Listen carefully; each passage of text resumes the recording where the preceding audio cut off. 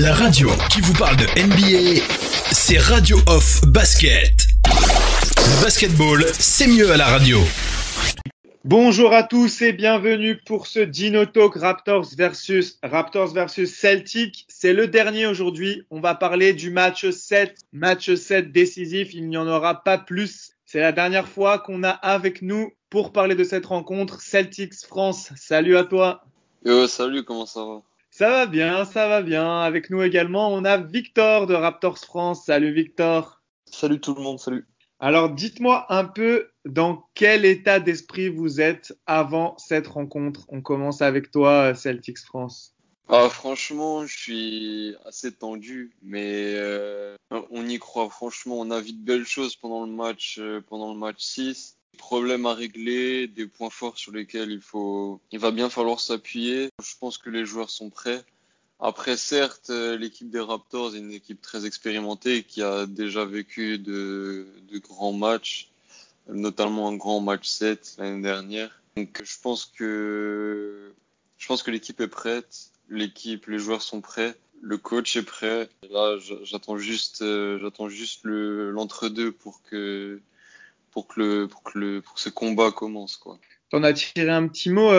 Comment tu as vécu et comment tu analyses ce match 6? Obligé d'être déçu du résultat, mais franchement, il y a beaucoup de bonnes choses à en tirer. Que ce soit le triple-double de Smart, le presque triple-double de Tatum, l'excellente défense de Brown sur Siakam qui a continué sur cette lancée. Mais après, il y a aussi des moins bonnes choses, comme par exemple l'apport quasi nul de Kemba.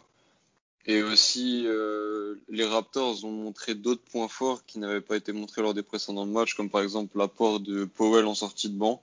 Donc ça, c'est des points sur lesquels Brad Stevens doit travailler. Et je pense qu'on va réussir à trouver des solutions. Mais voilà, comme dit, pour ce match 6, à la fois déçu parce que voilà, c'était notre première cartouche pour terminer cette série. Maintenant, il nous en reste une. Mais voilà, il en reste aussi une aux Raptors et beaucoup de déceptions, surtout par rapport à certains coups de sifflet. Depuis le Last 2 Minutes Report est sorti, il y avait bel et bien faute sur Kemba, mais au final, la présence de Nick Nurse serait légale dans le corner, donc bon, ça je vais pas revenir dessus. Mais ouais, comme dit, de la déception à ce niveau-là, mais sinon en termes de qualité de jeu, quand même assez satisfait. Très bien.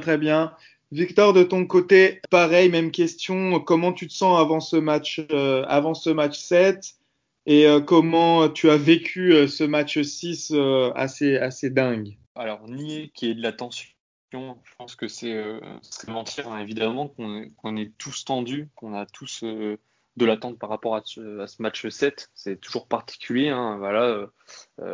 Voilà, on l'a déjà dit, on l'a répété, hein. Les Celtics avaient le doigt sur la gâchette au match 6. Finalement, on a réussi à retourner le jeu et maintenant, c'est un peu un duel mexicain, hein. Chacun dans son côté, armé, prêt à dégainer. La question, c'est qui dégainera le plus vite. C'est toujours difficile de se dire que sur un match comme ça, alors que en plus, je pense que du côté Raptor, je pense qu'il y a une pression supplémentaire. Alors, je ne sais pas si c'est une pression ou une motivation, mais de se dire, on était mené 2-0. Le match 3, on le gagne, mais vraiment sur une merveille de shoot de Giannobi.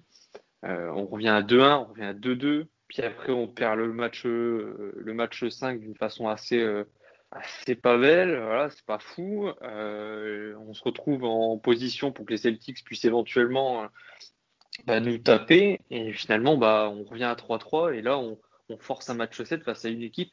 Et je sais plus qui avait dit ça, mais je pense que c'est toi, Mike, qui l'avait expliqué pas plus tard que hier avec le 5 majeur, qui disait comme quoi les Celtics, ils ont été bons toute la série et que c'est presque miraculeux de retrouver des Raptors aujourd'hui encore en jeu, puisque nous, on a eu, au-delà des trous d'air qu'on a eu durant nos matchs, on a eu en général des vrais matchs où on était complètement à côté de la plaque.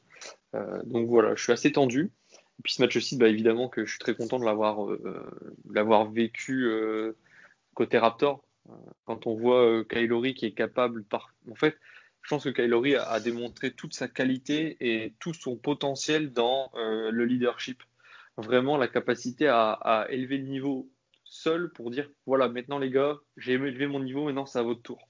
Quand on a vu le retour de Powell, et j'en avais parlé dans l'avant-match du match 6, en disant que Powell serait sûrement un facteur X au vu de comment il a été discret dans cette série. Visiblement, il a écouté le podcast, donc ça fait plaisir. Enfin, il a été intéressant, il a rentré des shoots importants. Après, on pourra parler d'autres joueurs. Je pense qu'on en parlera sûrement un petit peu après. Mais comme des Siakam et des Van Vliet, c'est des joueurs sur lesquels j'aurais des choses à dire et à nuancer, je pense, le propos qu'on peut avoir sur le match, par exemple sur le match 5 et sur le match 6. Donc voilà, en gros, match 6, voilà. Et je préfère évacuer ça tout de suite. Et, l'arbitrage du match 6 était horrible en faveur et en défaveur des Raptors. Je veux dire, en général, l'arbitrage était très mauvais, il faut le dire. Des calls qui ont été oubliés, des choses qui sont pas forcément très logiques en playoff, parfois des contacts qu'on comprend pas trop, qui sont pas sifflés, ou d'autres justement qui sont sifflés. Donc on a été très déstabilisés, et je pense que le fait qu'il y ait eu des coups de sifflet très importants oubliés des deux côtés, et parfois sifflés, donc de façon un peu bête et méchante, je pense que ça a un peu tendu tout le monde, et tout le monde avait l'impression que le match penchait plus en la faveur du côté arbitrage d'une équipe ou de l'autre. Finalement, j'ai envie de dire que l'arbitrage a été mauvais dans son ensemble. Mais bon, ça, parfois, je sais pas comment on peut justifier ça, mais je pense qu'aussi la NBA a besoin de se pencher un de ces quatre sur l'arbitrage en général et sur parfois leur capacité. Alors, malgré tous les aspects techniques qu'ils peuvent avoir de leur côté, les arbitres, c'est aussi d'essayer de voir un petit peu comment on peut régler certains problèmes, parce que des fois, je trouve que ça tend des situations et ça tend des matchs un peu bêtement, alors que ça ne devrait pas l'être. Voilà. Parfait, Victor. Je vais pas revenir sur l'arbitrage. J'en ai parlé sur le podcast du 5 majeur, comme tu l'as dit. Oui, c'est moi qui ai dit que les Raptors, pour l'instant, Boston est clairement la meilleure équipe sur la série. Et Toronto rate quand même 2 matchs très largement, comme tu l'as dit. Donc, c'est un miracle d'être là. Mais à mon avis, la chance qu'on a, c'est que je pense pas qu'on en fera 3 dans cette série, 3 mauvais matchs. Donc, on peut être plus ou moins confiant pour ce match 7. Côté Celtics, quelles sont les clés de ce match 7 pour toi? À mon avis, la clé du match, l'une des clés, ça va vraiment être les pertes de balles. Vraiment, faut minimiser un maximum les pertes de balles, parce que on peut le deviner, ça va être une guerre de tranchées. Il y aura a priori pas beaucoup de réussite au shoot. Il faut rappeler qu'on est en conférence Est, on n'est pas à l'Ouest.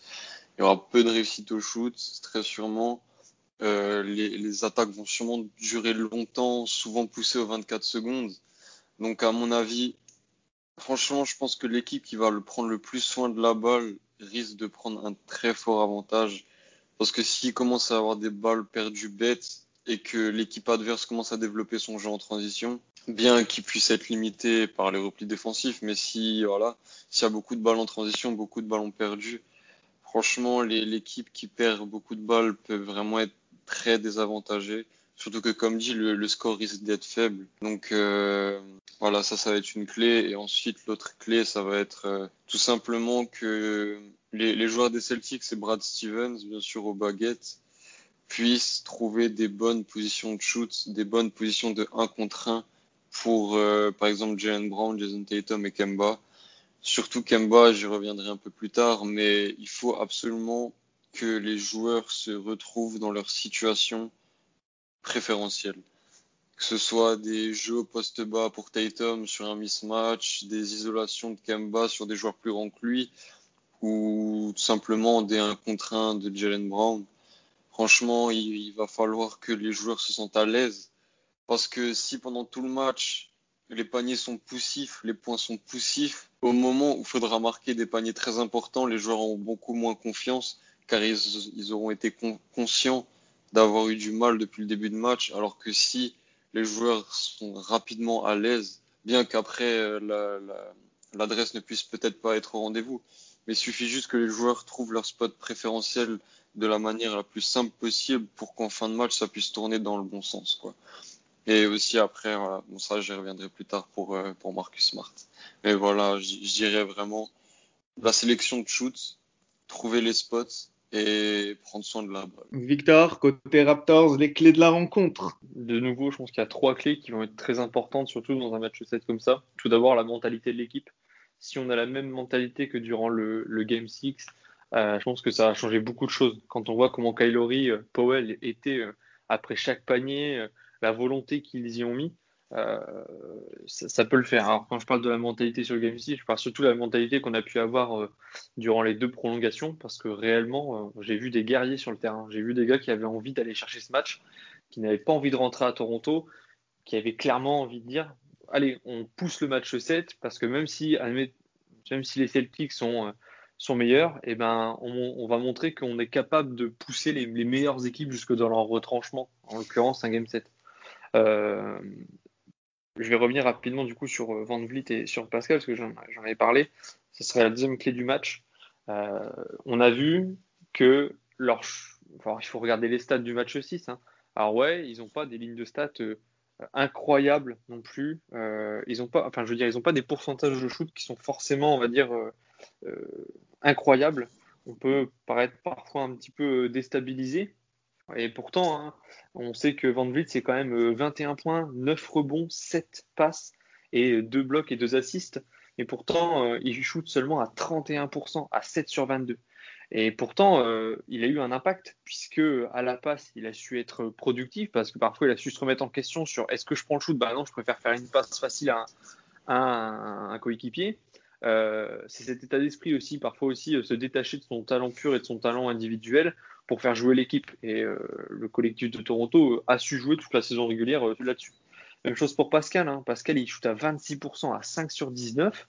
Alors oui, hein, c'est seulement 12 points, 8 rebonds, 6 passes. Mais là, encore une fois, il y a 6 passes dans l'histoire. Il y a 8 rebonds. Et dans les 12 points, là, je pense qu'il en marque au moins 4 dans les prolongations, où c'est vraiment des paniers qui sont décisifs.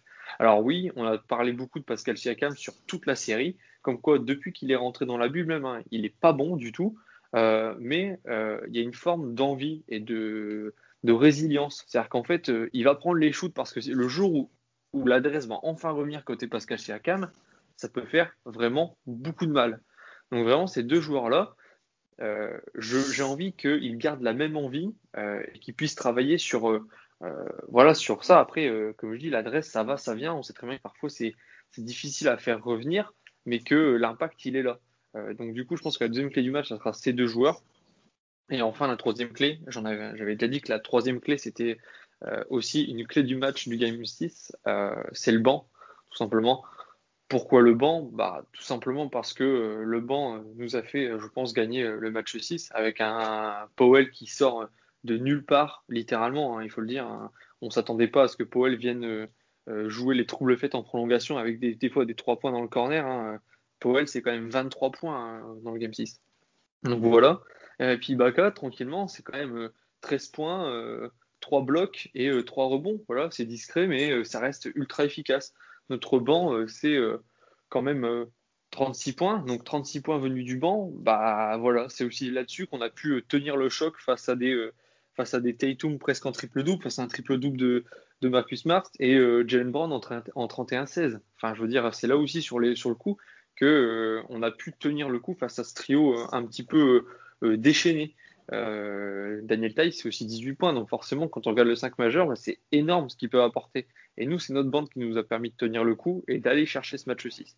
Donc voilà, si je devais résumer, on va dire un état d'esprit, deux joueurs dont on attend beaucoup et dont on attend encore d'être aussi productifs, on va dire en tout cas dans l'efficacité, pas forcément dans la production, mais vraiment dans l'efficacité. S'ils prennent que 5 shoots, bah, les 5 shoots, il faut qu'ils les mettent. Et enfin, le banc qui doit être productif autant qu'il l'a été sur le match 6, parce que c'est ça qui va, à mon avis, faire pencher la balance en notre faveur si on arrive à mélanger tout ça. Très bien, je vais juste ajouter quelques trucs. Par rapport à Siakam et Van Vliet, je vous invite à écouter l'après-match. On en a beaucoup parlé avec le coach Etienne. Et par rapport à l'apport de Ibaka et Powell, il est clairement décisif parce que en premier quart-temps, les Celtics prennent 12 points d'avance et c'est l'entrée de Serge Ibaka qui met 2 contres sur Jaylen Brown, je crois, et ensuite il met 2 paniers à 3 points pour couper l'avantage en 2. Donc il a mis 6 points à ce moment-là. Après, il a été plus discret Aussi pourquoi? Parce que Nick Nurse a décidé de jouer petit sur la fin de match, donc il a eu moins de temps de jeu et Nick Nurse a décidé de jouer avec un 5 de petite taille. Et Powell sur ses 23 points, je crois il y en a 14, en prolongation et dans les deux prolongations et dans le quatrième quart-temps, il me semble. Voilà, je voulais juste ajouter ça. On passe au duel à suivre. Alors après 7 matchs, forcément un peu, on va se répéter, c'est clair. Mais pour toi, côté Celtics, quels sont les duels que tu attends avec impatience sur ce match 7? Ça, comme tu l'as dit, on le répète beaucoup, mais Brown, j'ai 3 duels. Brown, Siakam, ça, je vais quand même répéter, mais en fait, s'il y a bien un moment où il faut pas se prendre un gros match de Siakam, c'est ce soir. Vu qu'on a réussi vraiment à le maintenir, à le contenir pendant toute la série, c'est vraiment pas le soir où faut flancher. Donc là, Jalen Brown va être attendu au rendez-vous pour sa défense sur Siakam. Après le deuxième duel, c'est un peu le même discours, sauf que là, ça va être Smart contre Van Vliet. Voilà, Van Vliet sur la série, il n'a pas des pourcentages à 3 points de fou. Mais si vraiment, comme dit, s'il y a bien un soir où il faut pas qu'il prenne feu, c'est ce soir. Donc là, ça va être le boulot de Marcus Smart, vraiment, de contenir Van Vliet. Et après, ça va pas être un duel à opposition directe, dans le sens où je pense pas que ça va forcément être l'un qui défend sur l'autre, même si ça va beaucoup arriver pendant le match. Mais ça va surtout être Lowry contre Kemba.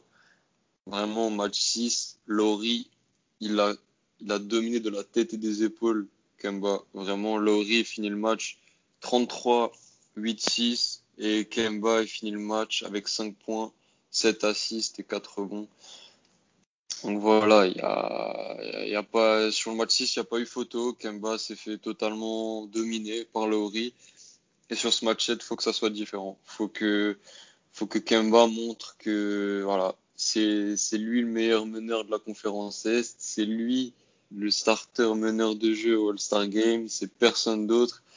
Et vraiment, c'est ce soir qu'il doit le montrer. C'est ce soir qu'il doit le montrer. Si ce soir, il se fait à nouveau dominer par Lowry, ça risque d'être assez compliqué à avaler. Donc vraiment, je vais regarder ce duel. Parce que comme dit, ça va pas forcément être l'un contre l'autre, mais ça va être, disons, celui qui s'en sort le mieux, quoi. Donc ça, je vais garder un œil là-dessus, c'est clair. Très bien. Et on va surveiller également comment Brad Stevens s'adapte à la défense de Nick Nurse sur Kemba Walker. Je ne sais pas si j'en avais déjà parlé. Je crois que j'en ai pas parlé chez le 5 majeur. Nick Nurse a utilisé sa box and one sur Kemba Walker dans le match 6 avec Van Vliet en strict sur lui. Et Van Vliet aussi, il faut le souligner, il n'a pas fait un grand match offensivement dans l'adresse, mais défensivement, c'est lui qui a défendu la plupart du temps sur Walker et il le tient à 5 points. Donc on peut aussi comprendre que de l'autre côté du terrain, il avait laissé de la gomme et qu'il était moins en réussite.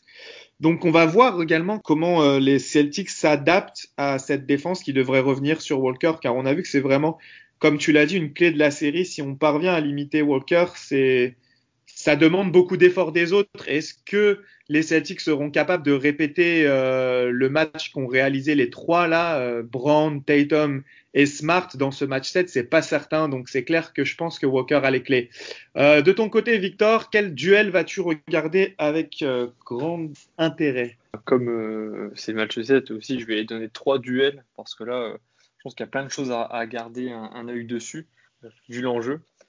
Tout d'abord, c'est le jeu, encore une fois, hein, je l'ai dit au match 6, mais là encore une fois, ça va être le duel des bancs. Quel banc sera efficace? Quel banc pourra apporter le plus?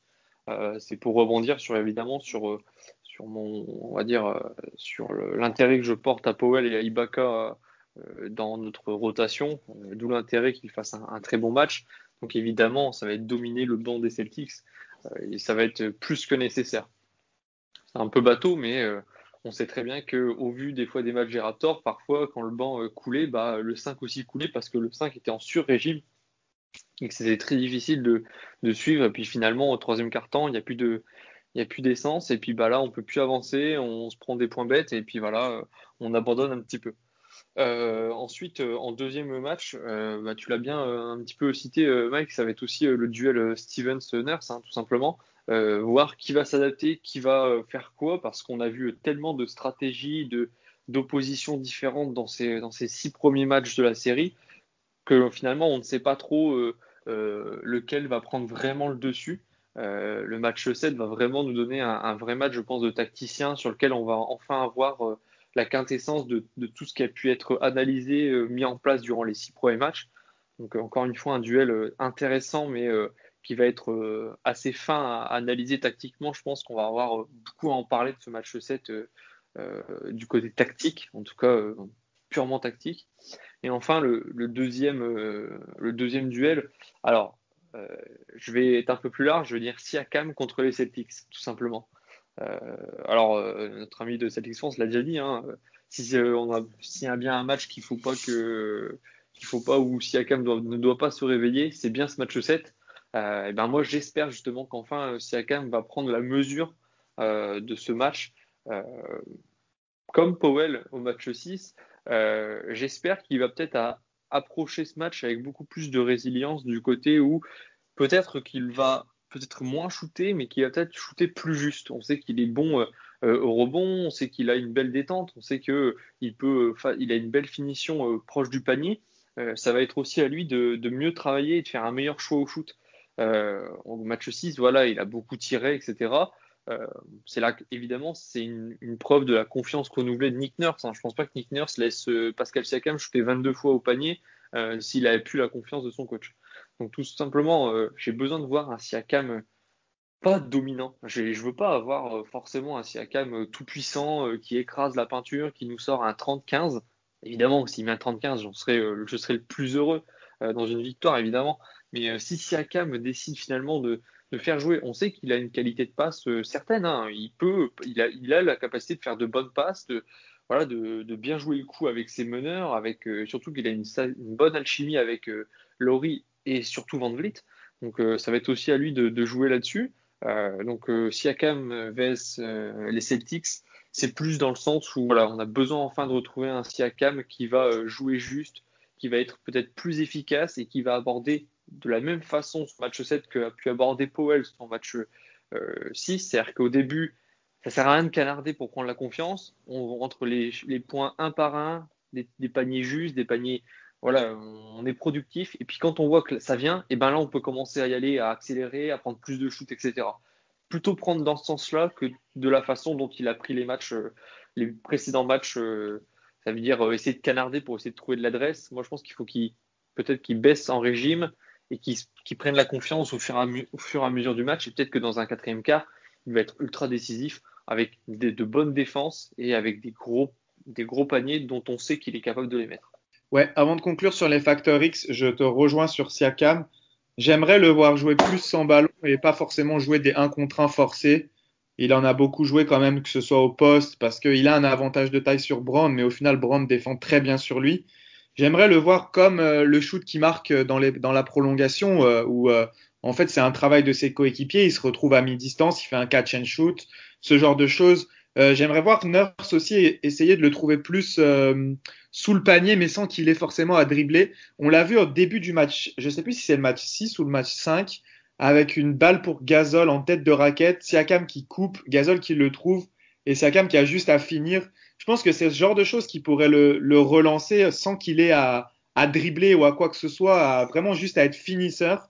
Et après, en étant finisseur, peut-être qu'en retrouvant la confiance, le reste peut revenir.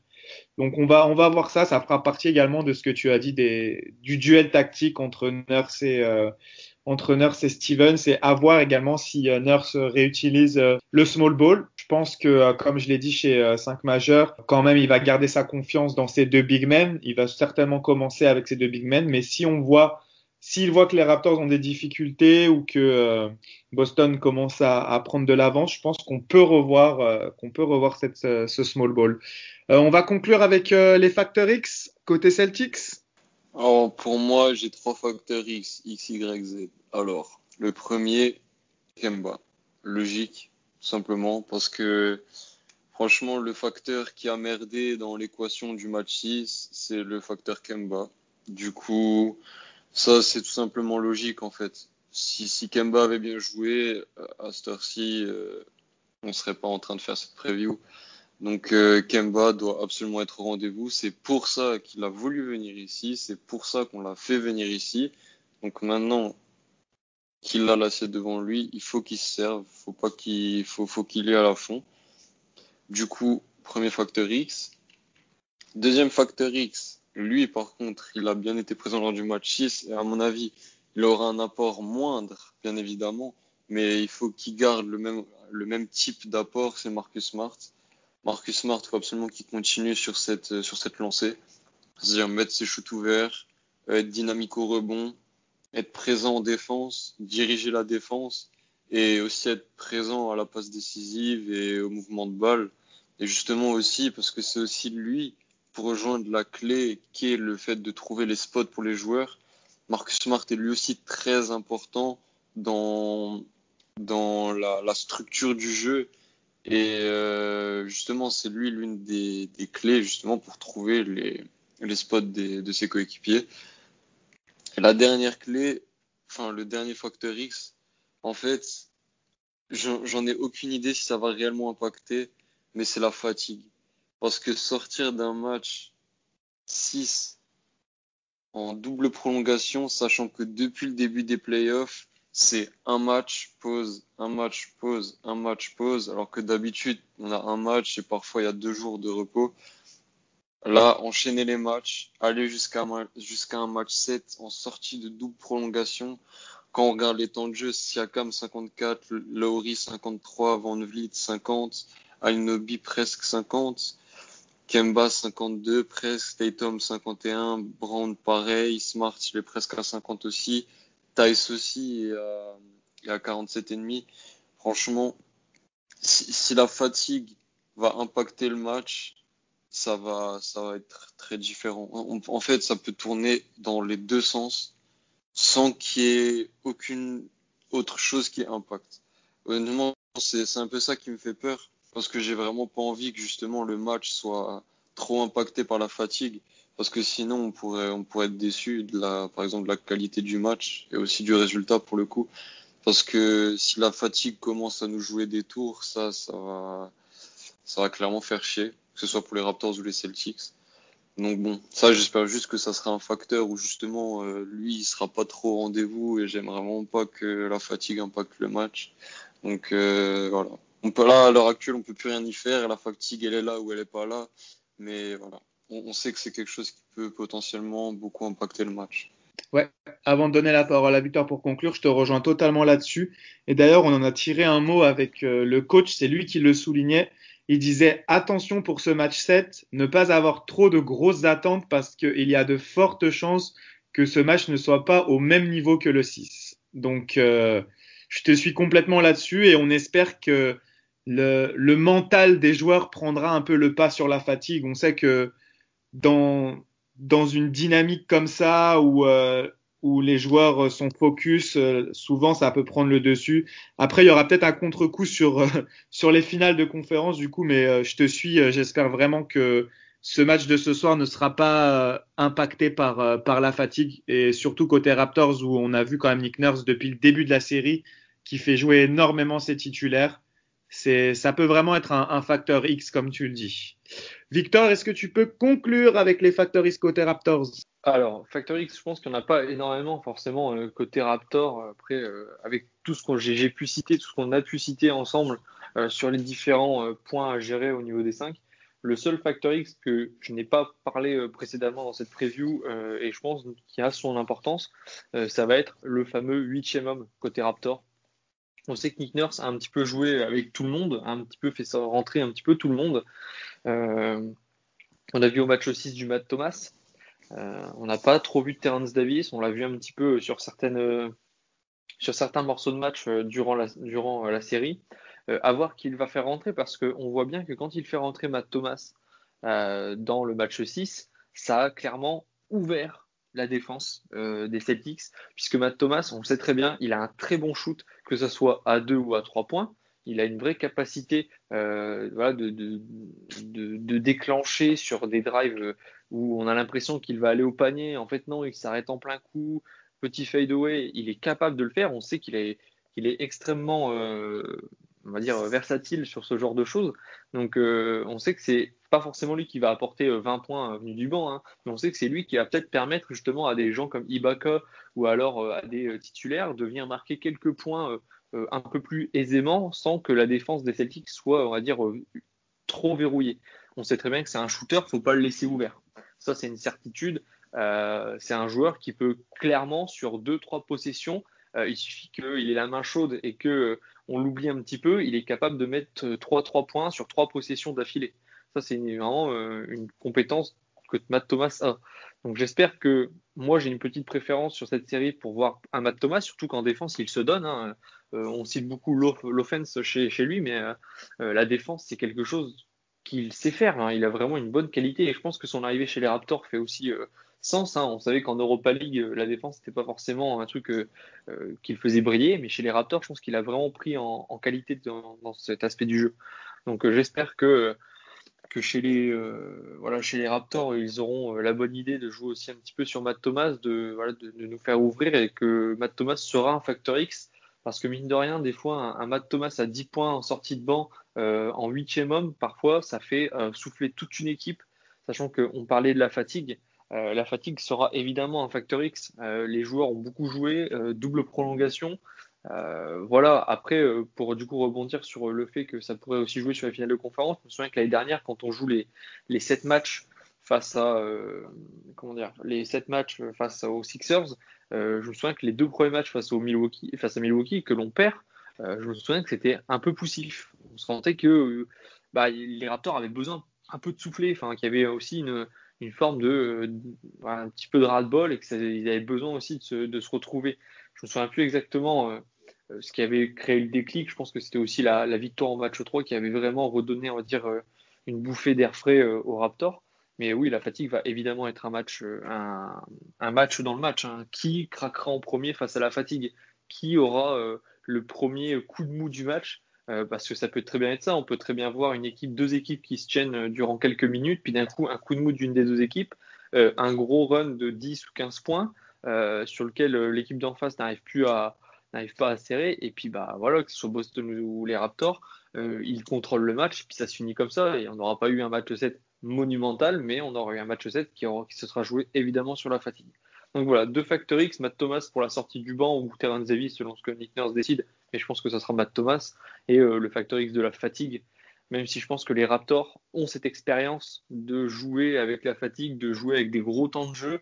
On sait que Nick Nurse aime tirer un petit peu sur la corde avec ses titulaires et que le travail qui a été fait physiquement aussi durant la coupure de la NBA fait que les Raptors sont en capacité d'enchaîner ces matchs-là et de supporter ces matchs-là. Je n'ai pas trop suivi ce que les Celtics ont pu faire.